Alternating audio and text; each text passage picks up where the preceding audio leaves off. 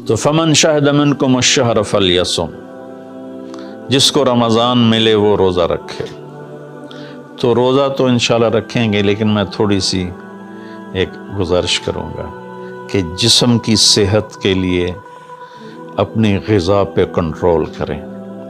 شاید کوئی یہ نہ بتائے، میں رمضان کے آداب میں یہ بات بتا رہا ہوں، سحری اتنی دبا کے نہ کھائیں کہ عصر تک اسی کے ڈکار آتے رہیں، کھٹے ڈکار آتے رہیں، اور افطاری اتنی دبا کے نہ کریں کہ پھر تراویح کے وقت پڑھاؤ کہ ہن میں کیویں پڑھاؤں، اٹھیا ہی نہیں جاندا، مجھ بن کے ڈٹھا پہ ہوندا ہے۔ تو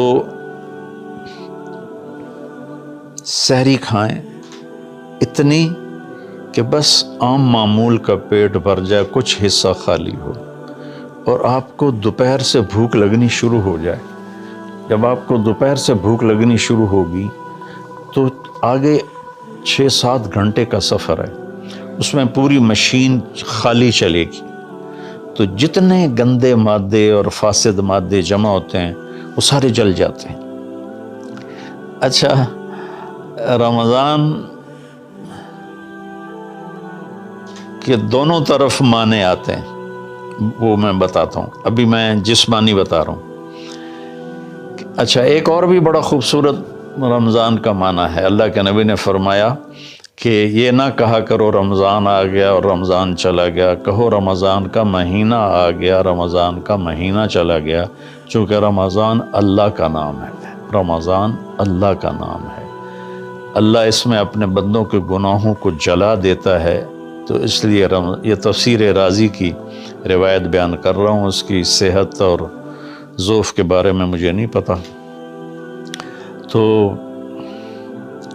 رمضان کہتے ہیں جلا دینا، جلا دینا یا جل جانا۔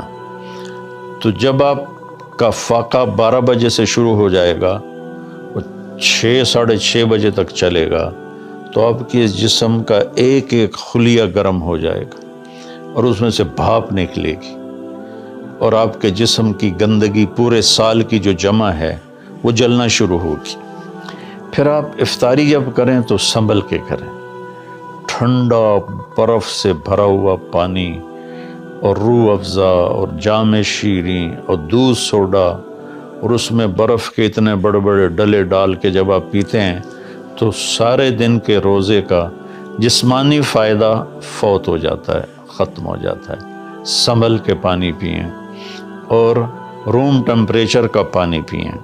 اس وقت معدہ گرم ہوتا ہے، اس میں ٹھنڈی بلا ڈالنا، اور پھر آپ اس پر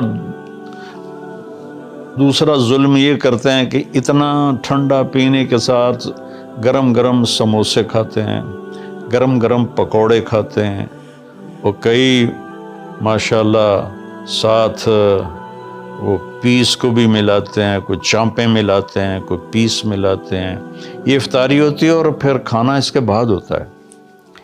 تو سادہ پانی سے روزہ افطار کریں، اور مغرب کی نماز کے بعد ہلکا پھلکا کھانا لیں، اور پھر تراویح کا انتظار کریں، تراویح پڑھیں، اور اس کے بعد جس کا ذوق ہے ٹھنڈا پانی پینے کا وہ ٹھنڈا پی لے، گرم کا ذوق ہے گرم پی لے، لیکن برائے مہربانی کئی چیزوں کا، اب میں ایک آپ کو مثال دیتا ہوں۔ یہ ہماری گاڑیاں ہیں معمولی سی، تو ہم اس میں دیکھتے ہیں کہ اچھا پیٹرول کہاں ملتا ہے۔ جس پیٹرول پمپ کا پتہ چلے کہ پیٹرول اچھا نہیں، ہم سزوکی والا بھی آگے چلا جاتا ہے کہ ویکھو چنگا پیٹرول کتھوں لبدا ہے، اور جن کے پاس مہنگی گاڑیاں وہ ہائی آکٹین ڈلواتے ہیں، جو پیٹرول کی سب سے اچھی قسم ہوتی ہے۔ تو ہم اپنی ایک چھوٹی سی گاڑی، چند لاکھ یا چند کروڑ کی گاڑی کو اچھا پیٹرول دینے کے لیے کئی کلومیٹر سفر کرتے ہیں کہ وہاں کا پیٹرول پمپ اچھا ہے، اور یہ جو گاڑی ہے جس کی آنکھ کا یہ ابرو کا یہ جو پپوٹے کا بال ہے، یہ اگر گر جائے تو ساری دنیا مل کے نہیں دے سکتی۔ ایک ناخن اگر گر جائے تو پوری دنیا مل کے وہ ناخن نہیں دے سکتی۔ کون چاہتا میں گنجا ہو جاؤں؟ ایک بال گرتا ہے تو پوری دنیا کی طاقت مل کر وہ بال واپس نہیں لا سکتے۔ تو اس کو ہم گندی سے گندی چیزیں کھلاتے ہیں، کچوریاں کھا رہے ہوتے ہیں، قتلمے کھا رہے ہوتے ہیں کہ افطاری ہو رہی ہے۔ تو اللہ کے واسطے ٹویوٹا گاڑی میں صاف پیٹرول ڈلواتے ہو اور اس خوبصورت گاڑی میں گند بھر دیتے ہو، سموسے اور پکوڑے اور دودھ سوڈا اور جام شیریں اور روح افزا اور 7 اپ اور ٹھنڈے پانی، سکنجبین، اور اس کے اوپر پھر مرغے کے پیس اور چانپوں کے پیس، اور ابھی کھانا بعد میں کھانا ہوتا ہے۔ تو مہربانی کریں، اپنے جسم کی صفائی کریں، اعتدال سے کھائیں، افطاری بھی اتنی کھائیں کہ آپ کی بھوک باقی ہو، تو آپ آرام سے تراویحیں پڑھ لیں گے۔ تو تراویح پڑھیں، پھر اس کے بعد آپ آرام کریں، جلدی سے سو جائیں۔ اور بعض نوجوان ساری رات جاگتے ہیں، ٹھیک ہے، کوئی بات نہیں، جاگیں، کوئی نفل بھی پڑھ لیا کریں، کچھ اپنی گپ شپ بھی کر لیا کریں، اور پھر سحری ایسی کھائیں کہ اب اس میں پراٹھے پک رہے ہوتے ہیں اور ہر گھر سے پراٹھوں کی خوشبو آ رہی ہوتی ہے، تو پھر پراٹھوں کا بوجھ اپنے اوپر نہ ڈالیں، سادہ روٹی کھا لیں، سادہ سالن کھا لیں، تو پورے مہینے میں آپ کے پوری باڈی کی اوور آلنگ ہو جائے گی۔ یہ تو جسمانی فائدہ ہوگا۔ روحانی لحاظ سے کیا ہے؟ شہر رمضان، رمضان جل جانا، جلا دینا، رمضان کا مہینہ۔ اس لیے اللہ کے نبی نے کہا، یہ کہا کرو، ماہ رمضان آیا اور ماہ رمضان گیا، کیونکہ اللہ آنے جانے سے پاک ہے، تو اللہ کا نام رمضان ہے۔ یہ امام راضی کی روایت ہے۔ تو یہ نہ بھی ہو تو رمضان میں جلنے کا مطلب کیوں ہے؟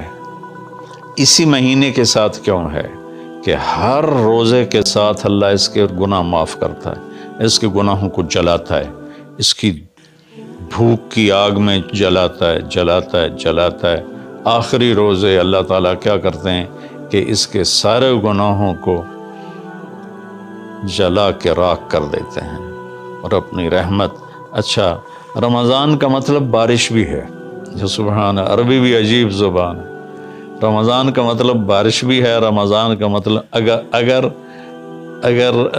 رمضا مصدر ہو، رمضا، تو یہ بارش کا مطلب ہے، رمضا ہو تو یہ جلانے کا مطلب ہے۔ سبحان اللہ، کہ رمضان ایسا مہینہ ہے کہ اس میں ایسی رحمت کی بارش ہوتی ہے، سارے گناہ دھل جاتے ہیں۔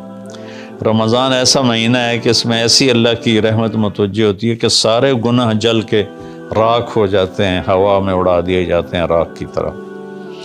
تو یہ تب ہوگا جب ہمارا پورا جسم روزہ رکھے، ہماری آنکھیں روزہ رکھیں، ہمارے کان روزہ رکھیں، ہماری زبان روزہ رکھے، ہمارے ہاتھ روزہ رکھیں، ہمارے پاؤں، ہمارا دل، دماغ روزہ رکھے، تو پھر یہ روزہ، یہ رمضان بنے گا اور ہمارے گناہوں کو جلا دے گا یا دھو دے گا۔ اور اس میں خاص طور پر اللہ کے نبی نے فرمایا کہ شراب پینے والا توبہ کر لے، چونکہ شرابی کی بخشش نہیں ہوتی رمضان میں۔ ایک ہوتا ہے دلیر ہو کے پینا، کوئی نہیں، کچھ نہیں ہوتا، اللہ بڑا غفور و رحیم ہے، یہ تو سارے پکڑے جائیں گے۔ ایک آدمی میرے پاس آیا، وہ کہنے لگا، جی مجھے شراب کی عادت ہے، چھٹتی نہیں، کئی دفعہ چھوڑی ہے، پھر نہیں چھوٹتی، اور پھر جو وہ دھاڑیں مار کے رویا، اتنا رویا کہ میں بھی غمگین ہو گیا اس کے رونے کو دیکھ کر۔ اس کا معاملہ اور ہے، تو اس پر اللہ کی رحمت نازل ہو جائے گی، چونکہ جو توبہ کرتا رہتا ہے پھر اس سے ٹوٹ جاتی ہے، وہ دن میں 70 دفعہ بھی توڑے گا اور توبہ کرے گا تو اللہ کے ساتھ دوستی باقی رہے گی۔ تو ایک شرابی ہے تو اللہ کے واسطے چھوڑ دے۔ ماں باپ کو دکھ، عق الوالدین، ماں باپ کی نافرمانی نہیں فرمایا، ماں باپ کو پرزے کر دینا۔ نافرمانی تھوڑی بہت ہر بچے سے ہو جاتی ہے، لیکن ایسی نافرمانی کہ ماں باپ کا دل ٹکڑے ٹکڑے ہو جائے، اس کو کہتے ہیں عقوق الوالدین، عاق لوالدیہ۔ جو ماں باپ کے دل کو ٹکڑے ٹکڑے کر دے اس کی بھی بخشش نہیں ہوتی۔ تو مشاحن جو دل میں کینہ پال کے رکھتا ہو کسی کے لیے، اور بغض رکھتا ہو کسی کے لیے، نفرت رکھتا ہو کسی کے لیے، حسد رکھتا ہو کسی کے لیے، ایک اس دل پر اللہ کی رحمت کی نظر نہیں پڑتی۔ اور ایک قاطع الرحم جو رشتہ داروں سے لڑتا ہو، رشتہ داروں سے ماتھا جو مارتا ہو، کبھی سینگ پھنسائے ہیں، کبھی اس کے ساتھ کبھی اس کے ساتھ، خونی رشتوں میں جو غلط سلوک اختیار کرتا ہے، ایک اس کی خاص طور پہ بخشش نہیں ہوتی۔ تو باقی اللہ کا دریائے رحمت ہے، جو بھی توبہ کرے گا، مشرک بھی توبہ کرے گا معاف، سود خور توبہ کرے گا معاف، چور توبہ کرے، ڈاکو توبہ کرے، زانی توبہ کرے، قاتل توبہ کرے، شرابی توبہ کرے، ماں باپ کا نافرمان توبہ کرے، اور رشتہ داروں سے لڑنے والا توبہ کرے، نفرت رکھنے والا توبہ کرے، اور سود پہ کام کرنے والا توبہ کرے، سود کھانے والا توبہ کرے، سب معاف ہو جائے، سب معاف ہو جائے۔ اور اللہ سے مانگیں کہ اللہ تعالیٰ اس میں ہماری جسمانی صحت بھی بحال کر دے اور روحانی صحت بھی بحال کر دے، اور ہمارے گناہوں کو معاف کر دے۔ السلام علیکم ورحمۃ اللہ وبرکاتہ۔